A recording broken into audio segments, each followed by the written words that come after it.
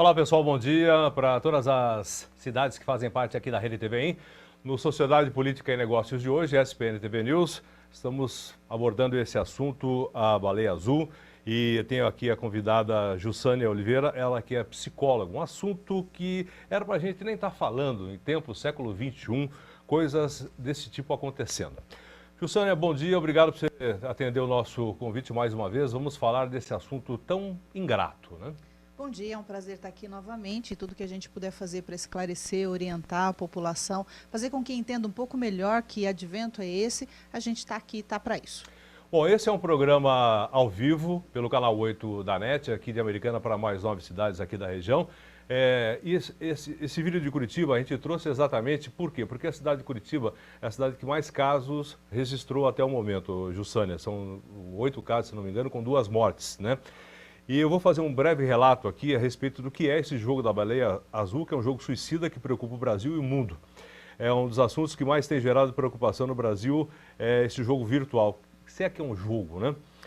O passatempo, que também não é um passatempo, disputado pelas redes sociais, propõe aos jogadores 50 desafios macabros que vão desde a automutilação até o suicídio. O game funciona como uma espécie de site, aliás, de Siga o Mestre. Quem já brincou de Siga o Mestre? Já brincou? Já, né? Também? Seguiu até o final? Quase, né? A última parte o pessoal sempre sai. Bom, e quem dita as regras, propõe os desafios, é um mentor. Bom, o que é que pode levar um adolescente... Por que adolescente? Porque os casos relatados são de 12, se não me engano, até 25 anos, casos que aconteceram no Brasil. A pergunta para você, Jussânia, você que é psicóloga e já está por dentro desse assunto, o porquê disso? Então, é importante a gente analisar que o suicídio, embora esteja sendo mostrado agora entre jovens, né, entre adolescentes, é algo que acontece em todas as faixas etárias, né? Esse jogo vem mostrar o quanto nós temos de necessidade de entender melhor o que está acontecendo. E é importante lembrar, é um jogo, mas ele vai atingir adolescentes e jovens que tenham problemas no seu histórico familiar, né, que tenham sofrido algum tipo de abuso psicológico, né, emocional, físico, sexual, ou que tenham doenças mentais, ou um pouquinho de cada uma dessas coisas juntas, né?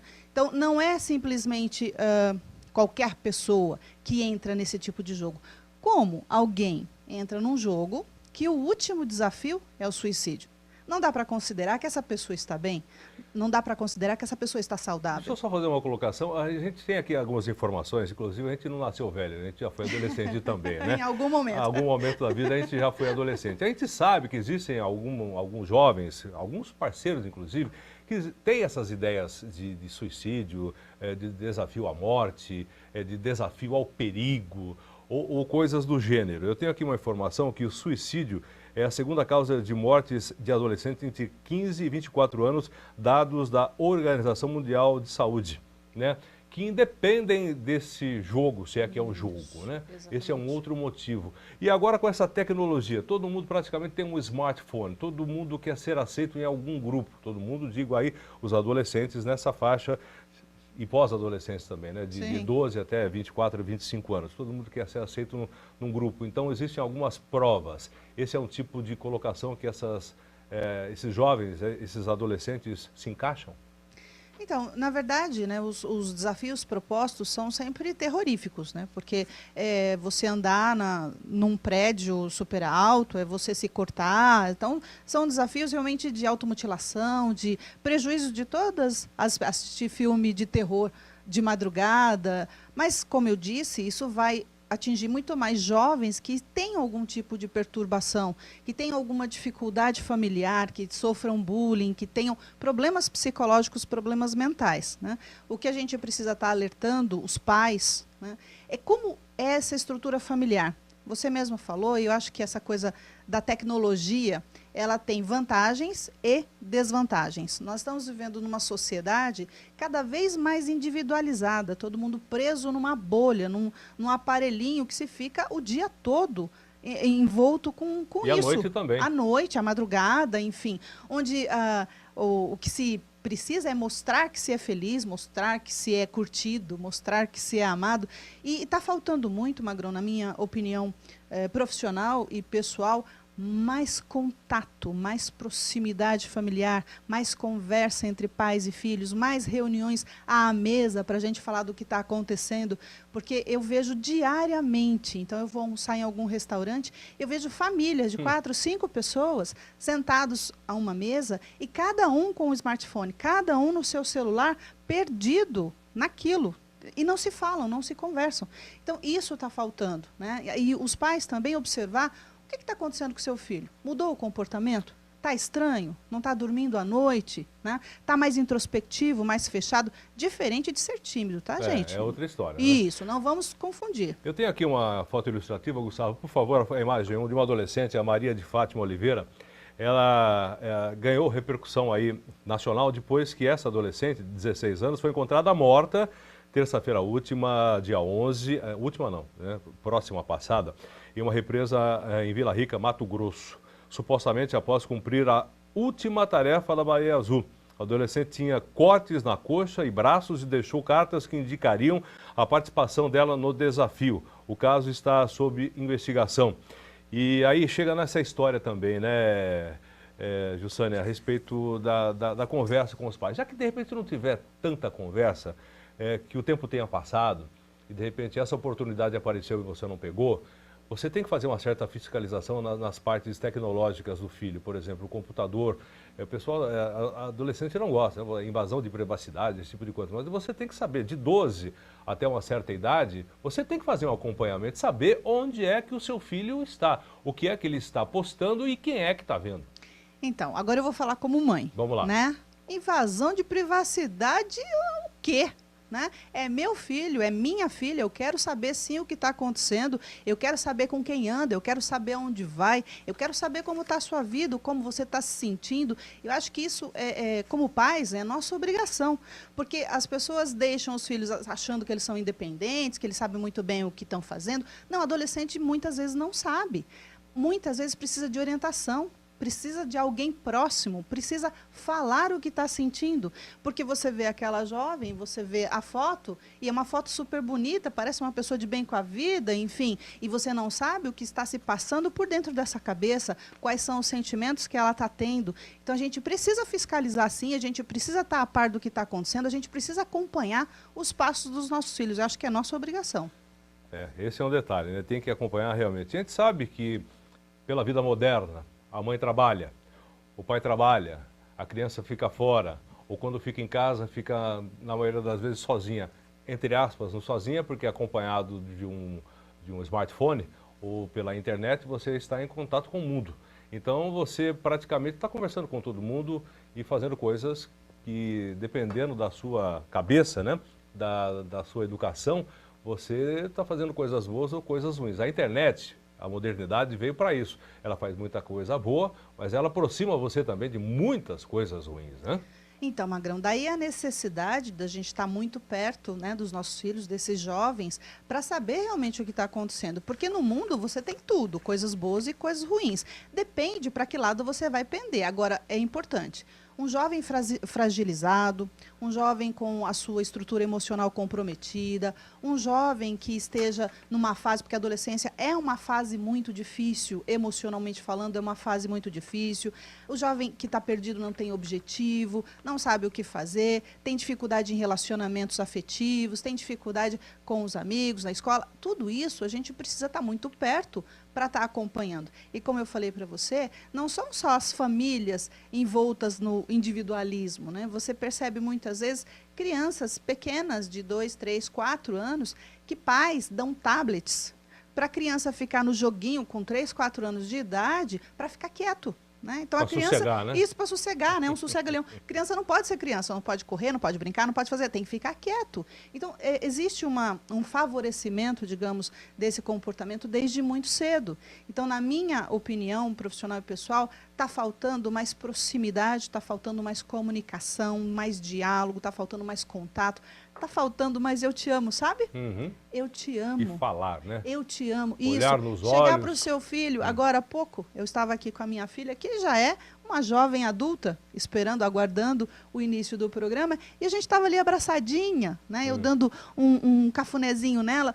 porque isso é fundamental para a nossa saúde mental. Nós precisamos demonstrar afeto, nós precisamos formar vínculos. Muito mais do que tecnologia, a gente precisa de contato humano. E a gente está perdendo isso, Magrão. A gente está perdendo. Porque essa tecnologia, nesse aspecto negativo, ela vem para separar, para individualizar, para você ficar fechado numa bolha, ficar sozinho, né? E isso não é bom para ninguém.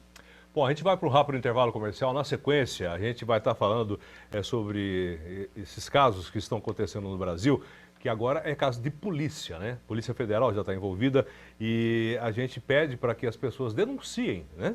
Denunciem porque esse IP pode ser acessado, pode ser encontrado, porque a pessoa que está conectando esse jovem para participar do jogo, ou o jovem que se conecta, ele sempre segue o líder nessa história toda, o mentor que vai determinando as tarefas dessas 50 e a última seria aí o suicídio. Isso já tem caso de polícia, inclusive já tem aqui um locutor de rádio, olha só, não tem nada a ver com a engenharia, de 24 anos que foi detido em Novo Mundo, lá perto de Cuiabá. É o primeiro que foi preso aqui no Brasil. Tem aí as informações, a gente não sabe exatamente o que aconteceu ainda, mas é a informação da Polícia Federal. Essa história da baleia azul, a gente estava conversando a respeito do tipo de educação que era antigamente, a educação de hoje em dia. O pessoal está colocando em tom de brincadeira que seria bom aí uma havaiana azul, ou então uma carteira de trabalho azul, enfim, mas não é bem por aí. Só para você ter uma ideia, os sintomas clássicos que nem você abordou, antes do pessoal se envolver nessa história, já tem aqui uma sequência, né? Tristeza sem motivo aparente, adolescente muda de nome para ter um outro nome na internet, enfim, não é aceita no grupo, ou tem algum problema físico, um pouquinho mais gordinha, ou com espinhas no rosto, que não é aceito, o tal do bullying. Essa é uma outra história também. Aí chegou a conhecer esse jogo Baleia Azul, esse aqui no caso daquela adolescente que a gente já mostrou. Mas agora a Delegacia de Repressão a Crimes de Informática, já temos uma delegacia a crimes de informática, então fique ligado, você que está participando, entre outras coisas também, né? Já está investigando o caso, né? Agora tem uma outra aqui, 25 anos, já não é um adolescente, é um pós-adolescente, caiu nesse sábado de um prédio na Rua de Santana, lá no centro do Rio, teria ligação com o jogo. De acordo com o testemunho, a jovem teria ficado sentada no parapeito da janela antes de despencar. Uma das tarefas do desafio é ir para um telhado e sentar-se na borda com as pernas penduradas. Imagina só, né? A jovem, que seria de Goiás, foi levada ao hospital no centro e não resistiu. Normalmente é um trampolim que falta, é aquele último empurrãozinho para a pessoa despencar e ir até o suicídio? Então, como falei, uma pessoa já previamente comprometida emocionalmente, né? Existem várias doenças mentais, a depressão é uma delas, é uma doença muito grave, a doença do século, que não acomete só os jovens e que numa situação como essa, de um jogo como esse, suicida, acaba facilitando a entrada e o ato em si. Eu acho triste a banalização, né? Suicídio não é um tema muito falado, ele é mais camuflado porque é um tema doloroso, é um tema difícil, é um debate que nós precisamos ter esse debate, nós precisamos falar a respeito e não mais camuflar, porque é algo que atinge um número muito grande de pessoas, sejam jovens ou adultos, né? E que precisam de acompanhamento, precisam de tratamento, precisam de ajuda profissional. Quando dizem que os jovens está faltando chinelo, está faltando trabalho, está faltando... A gente precisa lembrar, Magrão, que a nossa sociedade atual, a educação que nós temos hoje é muito diferente da que nós recebemos, né? Hoje o jovem não tem tolerância para receber não tem tolerância à frustração. O jovem está sem objetivo, não sabe o que fazer da vida, né? E tem fases, tem períodos dessa adolescência muito críticos. A gente estava falando do bullying, que é um tema recorrente e um tema muito sério, porque o jovem adolescente, ele não tem uma estrutura emocional muito bem estabilizada, muito bem formada, e se é mais gordinho, ou seja, se você esteja fora do padrão, né? Mais gordinho, ou mais magrinho, muito magrinho, narigudo, ou usa óculos, ou enfim, sempre vai haver motivo para bullying. Se esse jovem não tiver uma boa estrutura familiar, se ele não tiver apoio, se ele não tiver acolhimento, se ele não se sentir realmente amado e ter a convicção de que a sua família o recebe com carinho e vai estar ali para dar qualquer suporte, esse jovem fica realmente doente, emocionalmente doente. Você acha que isso é caso de CVV, que é o Centro de Valorização da Vida, por exemplo? Fica difícil uma criança chegar, ou um adolescente, um pós-adolescente chegar e ligar aqui, por exemplo, 141, mas está aqui o telefone, é gratuito.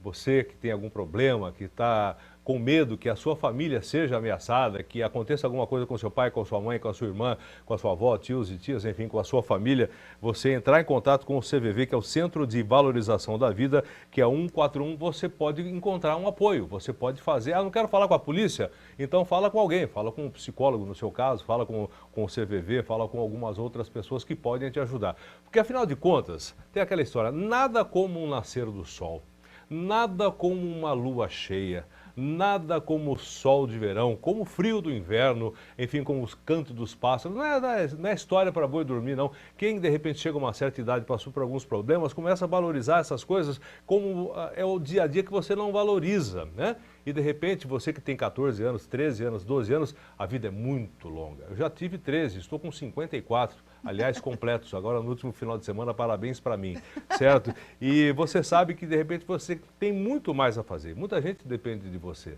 né? E muita gente gosta de você que tem esse problema, que, de repente, pode se tornar aí um exemplo para outras pessoas. Eu vejo assim, eu li uma reportagem sobre o CVV, o quanto aumentou, né, a busca pelo CVV. Eu acho que toda ajuda é bem-vinda, toda ajuda é necessária, mas você precisa confiar na sua família, né? Então, você tem alguma dificuldade, tem algum problema, fale para os seus pais, busque ajuda profissional, existem profissionais habilitados justamente para atender esses casos, o CVV, enfim. Você precisa saber que você não está sozinho e que você é, sim, amado. Ok? E que o que você precisar vai ter alguém para te ajudar, vai ter alguém para te atender. E eu concordo com você, Magrão, a vida é maravilhosa. A vida é um dom, é um privilégio negado a muitos. E nós não podemos abrir mão dela. Todos temos problemas, todos temos fases difíceis, mas isso só vem para nos fortalecer, para fazer com que a gente aprenda a lidar com as dificuldades e que a gente não tenha medo de enfrentar, seja o que for. Você não está sozinho, busque ajuda. Tudo passa, né? E é preciso saber viver. Com certeza. Tá certo. Jussânia, obrigado mais uma vez, prazer em ter você com a gente aqui. E a gente vai voltar a falar, espero que de assuntos mais divertidos na próxima oportunidade. O que for necessário, né? Eu sou uma profissional e uma pessoa apaixonada pela vida, apaixonada pelo ser humano. E se for para a gente falar de assuntos mais densos, mais difíceis, nós estaremos aqui. Se for para a gente falar de sexualidade, de prazer, de amor, nós vamos estar aqui. O que for necessário e que ajudar o outro de alguma forma, a gente está sempre presente. Tá certo. Obrigado mais uma vez. Foi um prazer. Obrigada.